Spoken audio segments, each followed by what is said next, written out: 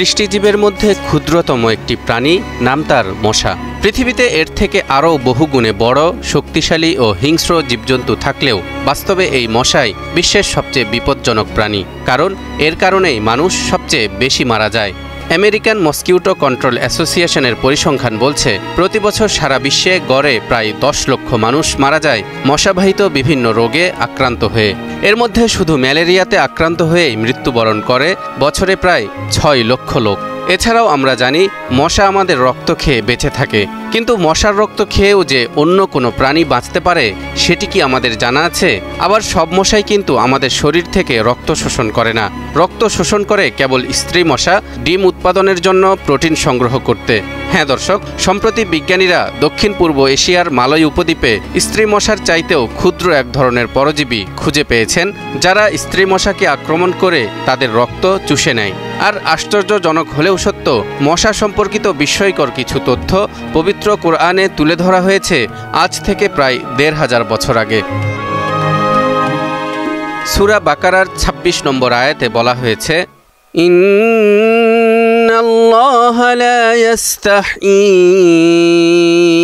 আন ইয়াদরিবা মাসালাম মা বাউদাতান ফামা ফাওকাহা فأما الذين آمنوا فيعلمون أنه الحق من ربهم وأما الذين كفروا فيقولون ماذا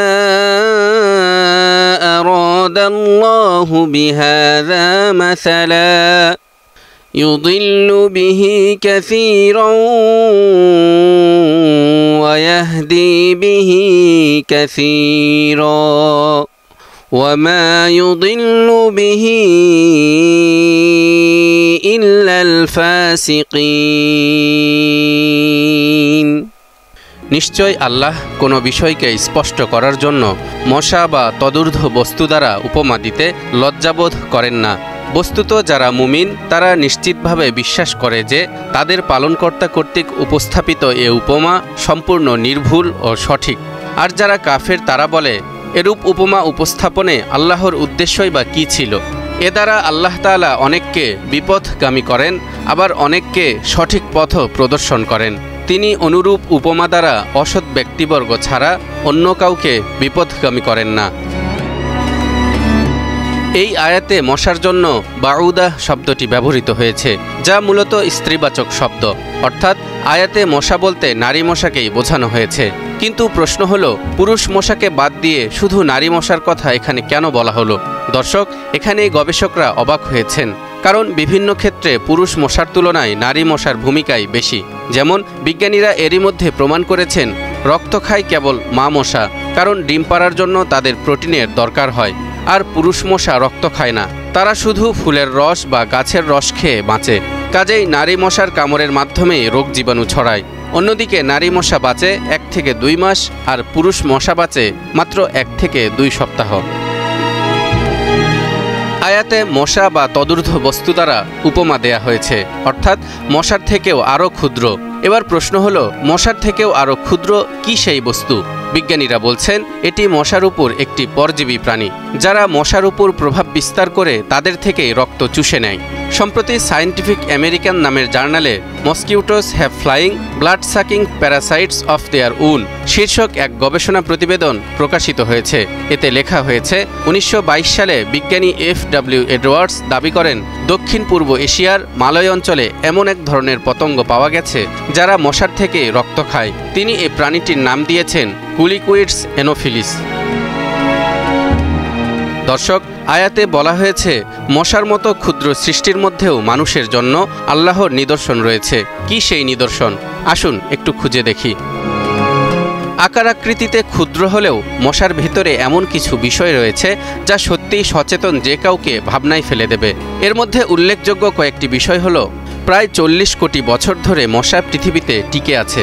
বিজ্ঞানীরা বলছেন ডাইনোসরেরও বহু আগ থেকে তারা পৃথিবীতে অবস্থান করছে। বিশ্বজুড়ে প্রায় 3500 থেকে 3600 প্রজাতির মশা রয়েছে। মশার একজোড়া যৌগিক চোখের প্রতিটিতে প্রায় শত শত ছোট লেন্স থাকে। মশার নাকে 6টি পৃথক ছুরি রয়েছে, যাদেরকে আমরা হুল বলি। এদের প্রত্যেকটি হুলের কাজও আলাদা, যেমন কিছু চামড়া কেটে ফেলে, কিছু রক্ত চুষে নেয়, কিছু এনজাইম ছাড়ে ইত্যাদি। মশা তাপ, গন্ধ এবং কার্বন ডাইঅক্সাইড ব্যবহার করে টার্গেট শনাক্ত করতে পারে, যা অনেকটা ইনফ্রারেড সেন্সিংয়ের মতো কাজ করে। তাই প্রায় 18 ফুট দূর থেকেও তারা টার্গেট ঠিক করতে পারে। মশা যখন আমাদেরকে কামড় দেয় তখন স্যালাইভা নামের এক ধরনের রাসায়নিক ব্যবহার করে, যা অনেকটা এনেস্থেশিয়ার কাজ করে, যাতে আমরা ব্যথা টের না পাই আর রক্ত জমাট না বাঁধে। সব গ্রুপের রক্ত কিন্তু মশারা সমানভাবে পছন্দ করে না। গবেষণায় প্রমাণিত, মশারা ও গ্রুপ রক্তধারীদের বেশি কামড়ায়, বিশেষ করে ও পজিটিভ। মশা সেকেন্ডে প্রায় 500 বার তাদের পাখা নাড়ায়। মানুষের মৃত্যুর জন্য সবচেয়ে দায়ী প্রাণী মশা।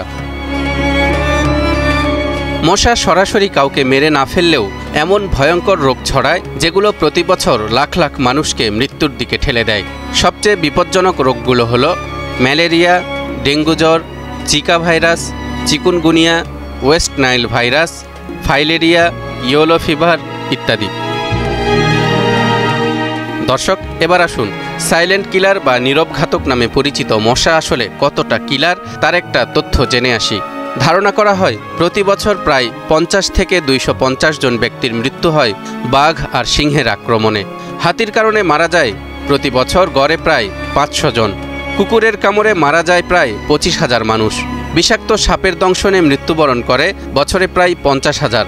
মানুষের কারণে অর্থাৎ যুদ্ধ বা অপরাধের মতো বিভিন্ন হত্যাকাণ্ডের শিকার হয়ে মানুষ মারা যায় প্রায় 4 থেকে 5 লক্ষ। আর মশার কামড়ে রোগাক্রান্ত হয়ে মারা যায় বছরে প্রায় 10 লক্ষ মানুষ।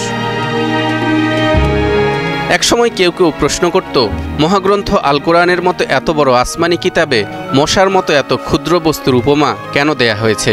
এটা যদি সত্যি আল্লাহর কালাম হতো তবে এতে এমন তুচ্ছ জিনিসের উল্লেখ থাকতো না। দর্শক, মশা তুচ্ছ বা ক্ষুদ্র হলেও কতটা বিচিত্র আর ভয়ঙ্কর বুঝে গেছেন নিশ্চয়। সেজন্যই মুফাসসিরগণ তাফসিরের কিতাবে লিখেছেন, সূরা বাকারার এই 26 নম্বর আয়াতের মাধ্যমে 7টি বিষয়ের প্রতি বিশেষ গুরুত্ব দেয়া হয়েছে। 1. মশা সৃষ্টির মধ্যেও মানুষের জন্যে আল্লাহর নিদর্শন রয়েছে। 2. মশার চেয়েও ক্ষুদ্র সৃষ্টি রয়েছে। 3. বিশ্বাসীরাই কোরআনে বর্ণিত বিষয়সমূহে সত্য ও সঠিক হিসেবে বিশ্বাস স্থাপন করে। 4. অবিশ্বাসীরা কোনো কিছুতেই আল্লাহর নিদর্শন বুঝতে পারে না। 5. এরকম নিদর্শনও মানুষের জন্য সঠিক পথের দিশা হতে পারে। 6. আবার অনেককে বিপথগামী করতে পারে। 7. অসৎ ব্যক্তিদের আল্লাহ কখনো সঠিক পথে নেন না। ইতিহাস পর্যালোচনা করলে দেখা যায় এই মশার মাধ্যমে মহান আল্লাহ কিভাবে অত্যাচারী শাসক নমরুদ ও তার বাহিনীকে ধ্বংস করে দিয়েছিলেন। বর্তমানেও আমাদের পাপাচারের কারণেই হয়তোবা আল্লাহ তাআলা মশার মাধ্যমে আমাদেরকে শাস্তি দিচ্ছেন। ফলে দিন দিন ডেঙ্গুর মতো রোগ মহামারী আকার ধারণ করছে। আমাদের উচিত মহান স্রষ্টার দরবারে প্রার্থনা করা, যাতে মশাসহ সকল প্রাণীর অনিষ্ট থেকে আমরা নিরাপদে থাকি।